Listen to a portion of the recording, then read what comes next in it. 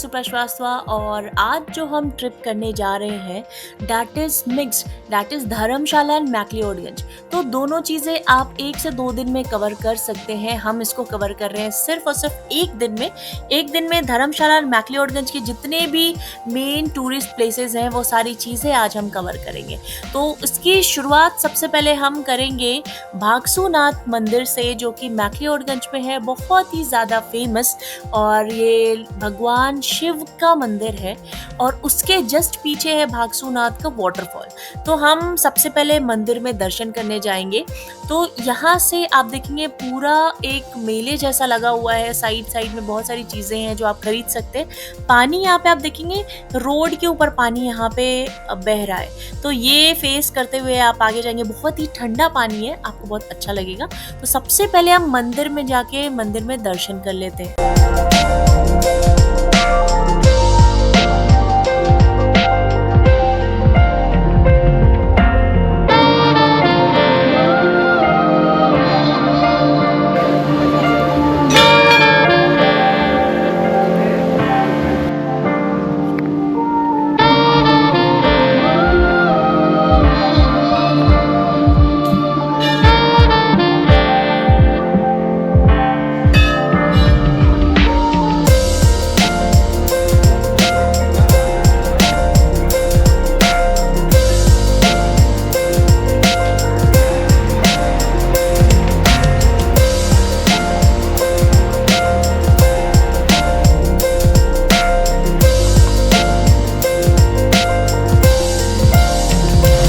जो मंदिर है इसमें शनि भगवान का मंदिर है और यहाँ पे काफ़ी सारे लोग नहा सकते हैं। नहाने का पूरा यहाँ पे प्रॉपर इंतज़ाम है। मंदिर के जस्ट नीचे में मंदिर का पुल बना हुआ है, लेकिन ये एक अलग सा स्पेस बना हुआ है जहाँ पे लिखा गया हुआ है कि ये जो पानी है ये पीने के लिए उपयोग में लाया जाता है, इसलिए इस पानी में ना नहाएं। इसको चारों तरफ से घेरा भी हुआ है। नहाने का जो तालाब बना हुआ है उसके जस्ट आगे बना हुआ है, जहाँ पे लोग बहुत अच्छे से नहा रहे हैं। काफ़ी ठंडा पानी है, आप आके यहाँ पे कुंड में नहा भी सकते हैं। तो अब ये कैप्चर करने के बाद अब हम चलते हैं अपने वाटरफॉल की तरफ, भागसू वाटरफॉल, जो कि बहुत ही फेमस वाटरफॉल है मैक्लियोडगंज का।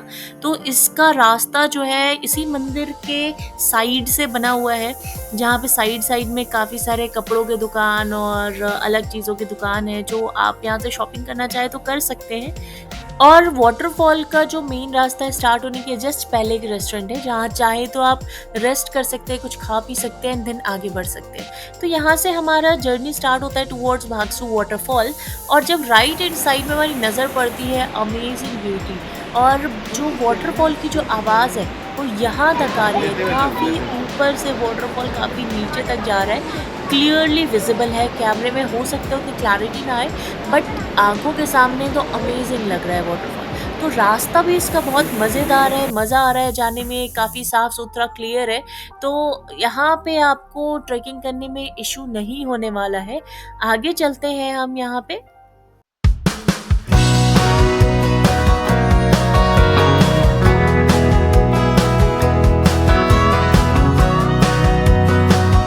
चलते चलते यहाँ पे 2 रास्ते मिल रहे हैं, एक ऊपर जा रहा है और एक नीचे जा रहा है। नीचे जा रहे हैं हम इसलिए क्योंकि जिप साइकिलिंग और जिप लाइन करना है, जो यहाँ पे हो रहा है नीचे के साइड में। और अगर ऊपर जाना है तो ऊपर की तरफ जो ट्रैकिंग करके आप जाएंगे लगभग 2 किलोमीटर, और वहाँ पे जाके वाटरफॉल देखेंगे। और नीचे भी अगर आप जाएंगे जिप साइकिलिंग के बाद, तब भी आपको वाटरफॉल काफ़ी अच्छे तरीके से आपको मिलेगा, वो हम आपको दिखाएंगे। लेकिन उसके पहले रुक के एक बार जिप लाइन और जिप साइकिलिंग प्रतीप का मन है वो कर ले। मन तो मिशिका का भी है, लेकिन यहाँ पे बच्चों को अलाउड नहीं है, तो प्रतीप बोले चलो मैं ही कर लेता हूँ, तो वो जा रहे हैं जिप साइकिल और जिप लाइन।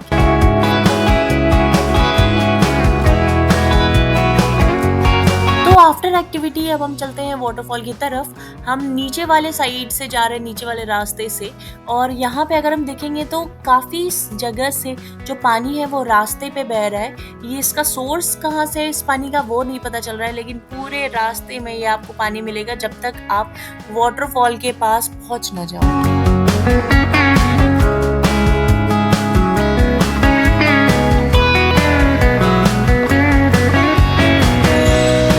फाइनली हम पहुंच गए हैं वाटरफॉल के पास। यहाँ पे बेसिकली अगर आपको नहाना है, वाटरफॉल एंजॉय करना है, तो आप ये जिस रास्ते से मैं आई हूँ, नीचे वाले रास्ते से, वहाँ पे आप आके कम्प्लीटली एंजॉय कर सकते हो, फोटोग्राफी कर सकते हो, नहाने का मन है वो कर सकते हो। और अगर आप ऊपर का रास्ता अगर आप चुनते तो वहाँ पे लगभग 2 किलोमीटर ट्रेक करके आप वहाँ पे से वाटरफॉल वहाँ पे देखने के लिए जा सकते हैं। तो नहाना बेसिकली अगर है, एंजॉय करना है, तो आप इधर नीचे की साइड से आ सकते हैं। तो हम चल के थोड़ा सा मस्ती करते हैं और वाओ अमेजिंग अमेजिंग, इतना मज़ा आ रहा है ये देख के। जैसे एक तो होता है वाटरफॉल जो हम हर जगह देखते हैं कि ऊपर से गिर रहा है, लेकिन यहाँ पे क्या है ना कि पत्थरों के ऊपर से ये जो क्रॉस करते हुए जो जा रहा है ना, ब्यूटी अपने चरम पे है, अमेजिंग फीलिंग।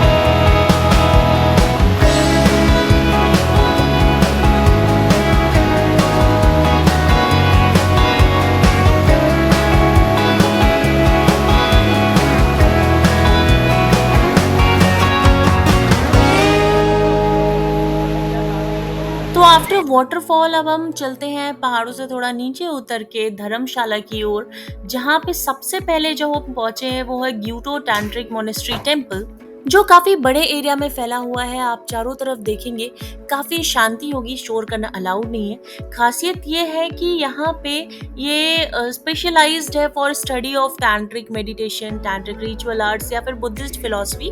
तो काफ़ी छोटे छोटे बच्चे आपको यहाँ पे नज़र आने वाले हैं, हॉस्टल्स टाइप के बने हुए हैं। यहाँ पे लोग अपने बच्चों को भेजते हैं ये सारी मेडिटेशंस वगैरह या रिचुअल आर्ट्स पढ़ाई करने के लिए। तो काफ़ी साइज़ के आपको बच्चे, छोटे से बड़े, आपको यहाँ पे नज़र आ जाएंगे। और हम चलते हैं अंदर में एक बार दर्शन करने। बुद्ध भगवान का मोनेस्ट्री आए हैं तो बुद्ध भगवान का दर्शन करना बहुत ज़रूरी है। शांति, थोड़ी देर आपको शांत मन से यहाँ बैठना है तो वो भी आप कर सकते हैं, बैठ सकते हैं। यहाँ पे एंट्री फीस कुछ है नहीं, आप आराम से आइए, घूमिए। श्रद्धा है तो कुछ आप डोनेट करिए और एंजॉय करिए।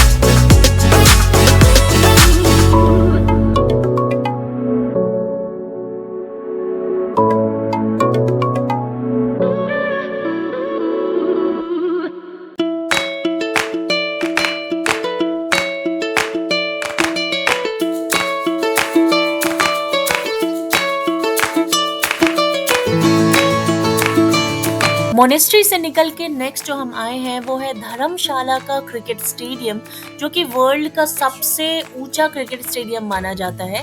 एंड ये बेसिकली फेमस है अपनी खूबसूरती के कारण, क्योंकि ये एक ऐसा क्रिकेट स्टेडियम है जहाँ पे आप चारों तरफ देखेंगे तो पहाड़ों का आपको नज़ारा मिलेगा। एंड ग्रीनरी, जो इस ग्राउंड पे जो ग्रास है वो काफ़ी ग्रीन नज़र आता है एंड बहुत ही ज़्यादा कलरफुल बनाया गया है। तो सबसे पहले यहाँ पे हमें टिकट लेना पड़ता है और ये इकलौता शायद ऐसा क्रिकेट स्टेडियम होगा जहाँ पे क्रिकेट हो या ना हो, हमेशा लोग टिकट्स परचेस करके घूमने जाते ही जाते हैं। तो हम भी चलते हैं अंदर में और सबसे पहले यहाँ पे जहाँ पे प्रैक्टिस ग्राउंड है वो चेक करने के बाद हम मेन क्रिकेट स्टेडियम में चल के एक बार उसकी खूबसूरती को एंजॉय करते हैं।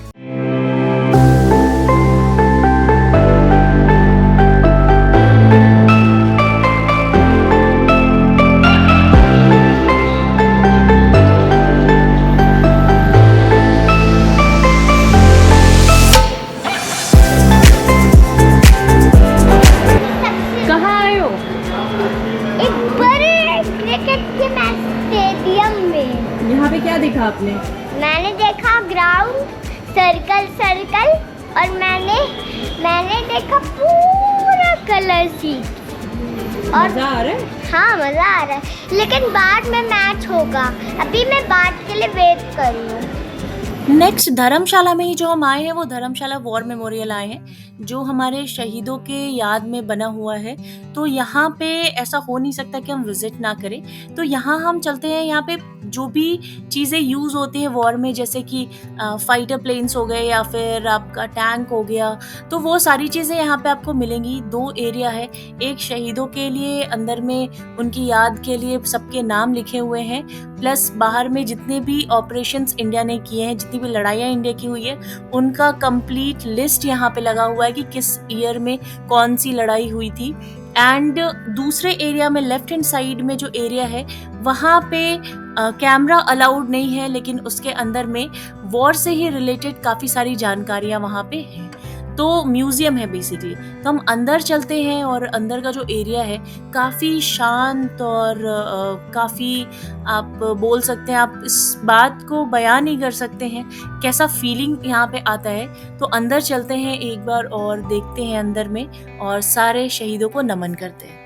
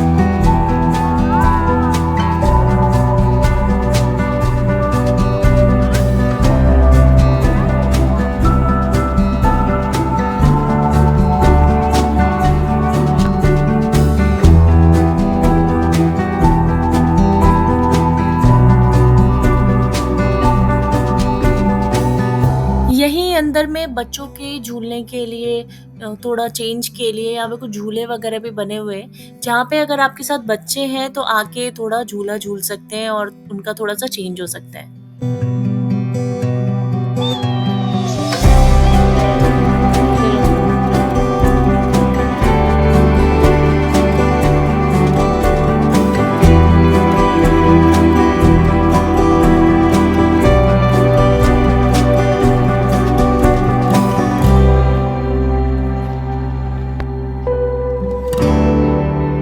लेफ्ट हैंड साइड में जो म्यूजियम के बारे में मैं आपको बता रही थी, वहाँ पे अंदर में तो कैमरा अलाउड नहीं है, लेकिन बाहर तक में जहाँ तक कैमरा अलाउड है वो मैं कैप्चर, सोचा मैंने कि मेरे पास मेमोरी के लिए होना चाहिए, तो वो मैं कैप्चर कर लेती हूँ।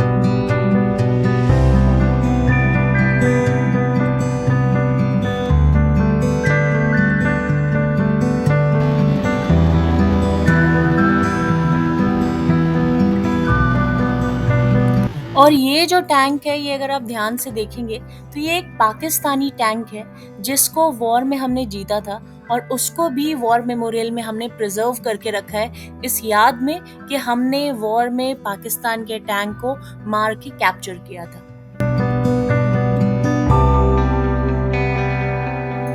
अब धर्मशाला से निकल के मैक्लियोडगंज की तरफ चलते हैं, लेकिन रास्ते में ही मैक्लियोडगंज पहुंचने के पहले ही हमें मिलता है टी गार्डन, जो हमारे लिस्ट में भी था, जो बेहद ही खूबसूरत लग रहा है। यहाँ पे आके आपको दार्जिलिंग वाली थोड़ी फीलिंग तो आ ही जाएगी, और अंदर जब जाते हैं यहाँ पे एक अलग ही फीलिंग आती है टी गार्डन की। तो थोड़ी सी मस्ती यहाँ पे करते हैं, फिर हम यहाँ से आगे चलते हैं।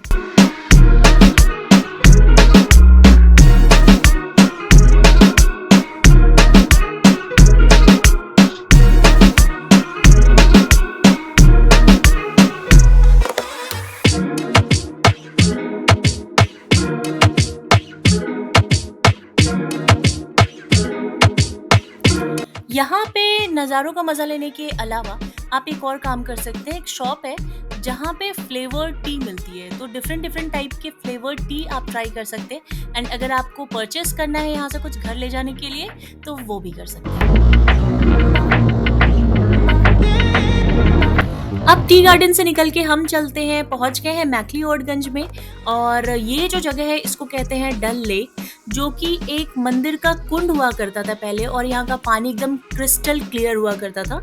लेकिन जैसा कि ह्यूमन नेचर है और हम इंडिया में इतना साफ सुथरा कोई चीज़ देख नहीं सकते हैं, तो हमने उसको थोड़ा सा दूषित कर दिया। और अब जो है ये मंदिर का कुंड ना रह के एक टूरिस्ट प्लेस हो गया है बेसिकली, जिसमें काफ़ी सारी मछलियाँ हैं, अनगिनत मछलियाँ, जो आप देख के हैरान रह जाएंगे इतनी मछलियाँ। और खूबसूरती में जो एड ऑन करता है वो उसके पीछे का जंगल है, जो कि देवदार के पेड़ का कंप्लीट जंगल है। साइड में जगह है जहाँ जाके हम घूम सकते हैं। लेकिन धीरे धीरे जो मौसम में जो बदलाव आ रहा है उसके कारण जो बादल है वो कंप्लीटली जंगल को आप एक तरीके से कह सकते हैं विजिबिलिटी यहाँ का ख़त्म किए जा रहे हैं। जब हम एंट्री किए हैं, हमने एंट्री किया हुआ है, तो जो देवदार के जो पेड़ है वो हमें थोड़ा क्लियरली विजिबल भी हैं, लेकिन धीरे धीरे जो क्लाउड इसको पूरा कवर कर रहा है, थोड़ी देर में कहीं ना कहीं इसकी विजिबिलिटी ज़ीरो होने वाली है। और वो मैं कैप्चर करने की ज़रूर कोशिश करूँगी। ये अभी आपको दिख रहा है, थोड़ी देर बाद ये क्लाउड से कम्प्लीटली कवर हो जाएगा। तब तक यहाँ पे एक शॉप है जहाँ से मछलियों को खिलाने के लिए आटा मिलता है, और मेरे परिवार में जितने भी लोग हैं सारे लग गए हैं मछलियों को आटा खिलाने में। तब तक मैं आपको ये खूबसूरत सा नज़ारा दिखा दूं जहाँ पे बादल धीरे धीरे हमें चारों तरफ से घेरे जा रहा है, और जंगल की धीरे धीरे विजिबिलिटी आपको दिख रही होगी कि धीरे धीरे कम होते जा रही है, क्लैरिटी कम हो गया है, साइड में जो स्पेस है वो धीरे धीरे अब दिखना कम हो रहा है। और यही इस जगह की खूबसूरती है कि अभी यहाँ पे पूरा क्लियर मौसम था। एंड थोड़ी देर बाद जब हम धर्मशाला में घूम रहे थे तो वहाँ पे धूप थी, गर्मी लग रही थी। लेकिन जैसे जैसे हम धीरे धीरे ऊपर आए हैं और मौसम जैसे ड्रास्टिकली चेंज हुआ है, बादलों से पूरा जगह यहाँ पे भर रहा है। और ये एक बहुत ही अमेजिंग एक्सपीरियंस है, क्योंकि पहाड़ पे तो हमेशा घूमते, लेकिन बादलों से जो कवर हो रहे हैं ना, इसकी फीलिंग ही अलग है।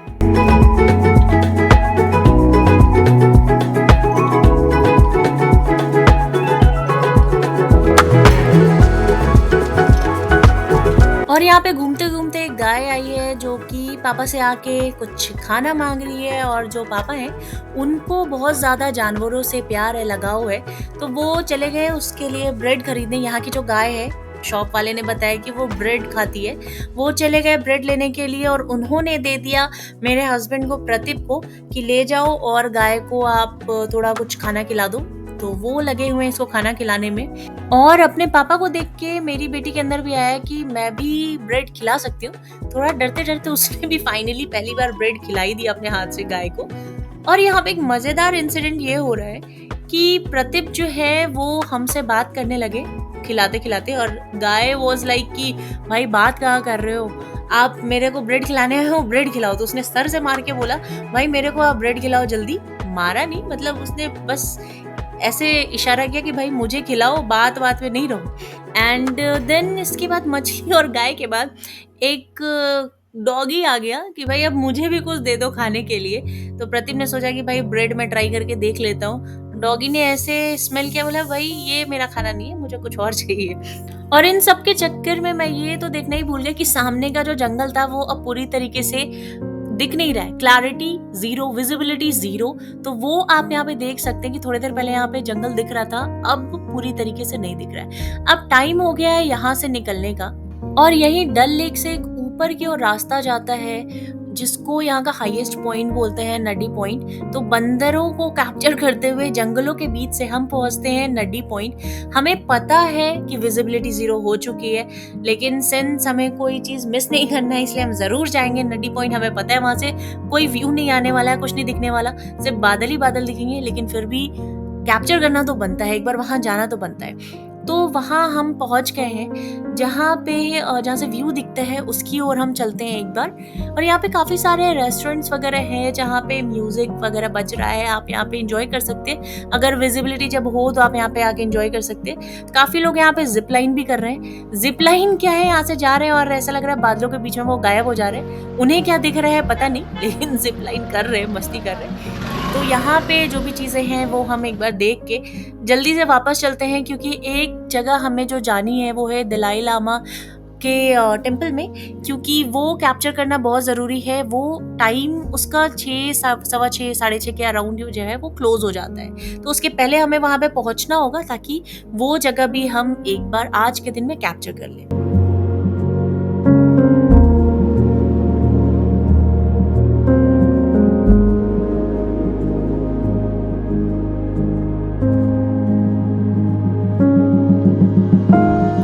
अब हम पहुंच गए हैं दलाई लामा के घर यानी कि उनके टेम्पल में, जहाँ पे काफ़ी सारे लामाज रहते हैं जो प्रेयर करते हैं। और ये जो टाइम है उनके प्रेयर का है, शायद हमें आगे जाके प्रेयर जो है वो मिल जाए। तो जल्दी जल्दी अंदर चलते हैं ताकि पता चले कि कहीं एंट्री क्लोज तो नहीं हो गई है। तो आपको अगर यहाँ विजिट करना है तो एनी हाउ आप 6 बजे से पहले पहले तक ही पहुँच जाए, अदरवाइज ये बंद हो जाता है। तो हम यहाँ पे अंदर चलते हैं और लुक व्हाट, सारे जो लामाज है वो बैठ के प्रेयर कर रहे हैं एंड बहुत ही अलग सी फीलिंग आ रही है इनकी आवाज़ सुन के।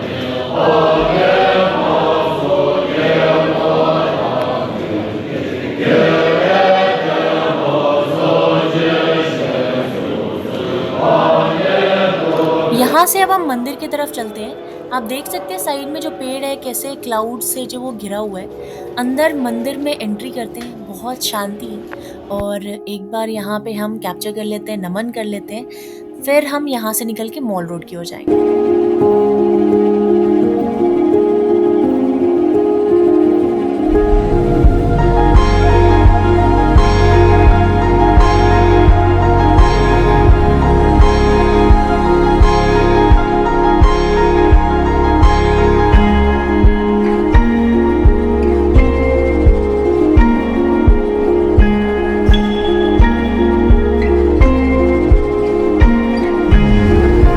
फाइनली लास्ट जो हम कर रहे हैं वो मैक्लियोडगंज के मॉल रोड से कर रहे हैं, क्योंकि जैसे मैंने बताया था कि पहाड़ पे आप किसी भी पहाड़ पे जा रहे हैं और वहाँ का अगर मॉल रोड नहीं घूम रहे तो आपका घूमना कहीं ना कहीं अधूरा सा रह जाता है। तो मॉल रोड यहाँ का काफ़ी बड़ा है एज़ कम्पेयर टू अगर हम डलहौजी देखें तो वहाँ का एक छोटा सा मॉल रोड था, यहाँ के काफ़ी बड़े में फैला हुआ है मॉल रोड, जहाँ पे काफ़ी चीज़ें मिलती हैं। ये चौक जो है यहाँ से 3-4 रास्ते जाते हैं जो अलग अलग जहाँ जहाँ हमने घूमा है वो सारे रास्ते यहीं से कट के आपके जाते हैं। सिंस हमने जो स्टे लिया है वो मैक्लियोडगंज में ही लिया है, इसलिए हमारे लिए आसान ये है कि हम यहाँ पे स्टे कर रहे हैं, मॉल रोड घूमेंगे आराम से। और आज सैटरडे नाइट भी है तो यहाँ का जो रेस्टोरेंट है मैक्लू रेस्टोरेंट, वहाँ पे लाइव म्यूजिक होने वाला है, तो उसका आनंद लेके ही हम घर पे होटल में जो है वो जाएंगे। अगर आप देख सकते हैं पिताश्री जो है वो ट्राउट फिश खा रहे हैं, हिमाचल की फेमस ट्राउट फिश। चाहता हूँ कि आपको देखना चाहते हैं तो कैसा एक्सपीरियंस है आपका, कैसा टेस्ट? बहुत बढ़िया। ये फिश बहुत फ्रेश है, बहुत टेस्टी। और आप मैंने देखा कि मोमोज खा रही हैं, कैसा? Amazing amazing. अरे मैं तो पिज़्ज़ा खा रही हूँ। और आप पिज़्ज़ा खा रहे हैं, कैसा है pizza? Food is great, yes. और ये जो रेस्टोरेंट है ना मैक्लू रेस्टोरेंट, ये काफ़ी ज़्यादा फेमस है। तो जो भी घूमने आते हैं जो काफ़ी फेमस पर्सनालिटीज़ हैं मैक्लियोडगंज अगर आते हैं तो वो यहाँ पे आके ज़रूर खाते हैं। फूड इज़ रियली अमेजिंग, आपको ज़रूर यहाँ पे ट्राई करना चाहिए। और सबका जो भी आते हैं उनके फ़ोटोज़ बाकायदा फ्रेम करके यहाँ पे लगाए जाते हैं। अब अमेजिंग खाने के बाद एक वॉक तो बनता है, तो यहीं पे मैक्लू रेस्टोरेंट के जस्ट सामने जो रास्ता गया हुआ है, लाइन से बेंच लगा हुआ है, साइड में सनसेट हो रहा है, सारे बैठ के यहाँ पे सनसेट के टाइम पे मज़ा ले रहे हैं। तो एक आपको मैक्लियोडगंज के लिए स्पेशली मॉल रोड के लिए आपको इवनिंग का टाइम रखना चाहिए, क्योंकि यहाँ पे बहुत ही अलग अच्छा फील हो रहा है। और अगर आपको शांति से नेचर एंजॉय करना है तो ऐसे ऐसे मोमेंट्स आपको निकालने पड़ेंगे। और मॉल रोड एक बार घूम लेते हैं, इवनिंग में एक बार फिर आएंगे, इवनिंग तो हो ही रहा है, नाइट में एक बार फिर आएंगे for live music in Macloo restaurant. तब तक एक बार हम जो यहाँ पे घूम रहे हैं, यहाँ पे एक आप टेम्पल भी है, बुद्धिस्ट टेम्पल, वहाँ पे भी आप चाहे तो दर्शन कर सकते हैं, अंदर जा सकते हैं। एंड साइड में आप चाहे तो शॉपिंग कर सकते हैं, मस्ती कर सकते हैं। काफ़ी फॉरेनर्स भी यहाँ पे आपको दिखेंगे, काफ़ी चीज़ें होती रहती है, काफ़ी फेमस चीज़ें यहाँ पे हैं। बेसिकली ये स्ट्रीट फूड के लिए बहुत ज़्यादा फेमस है। और यही मॉल रोड पे यहाँ पे बना हुआ है जो धर्मशाला से मैक्लियोडगंज तक का जो केबल कार चलता है, ट्रॉली चलता है, वो भी सेंटर यहाँ पे है। तो आज का ट्रिप यहीं पे एंड होता है with live music in Macloo restaurant. जिंदगी से चल कुछ अब और ही सोचना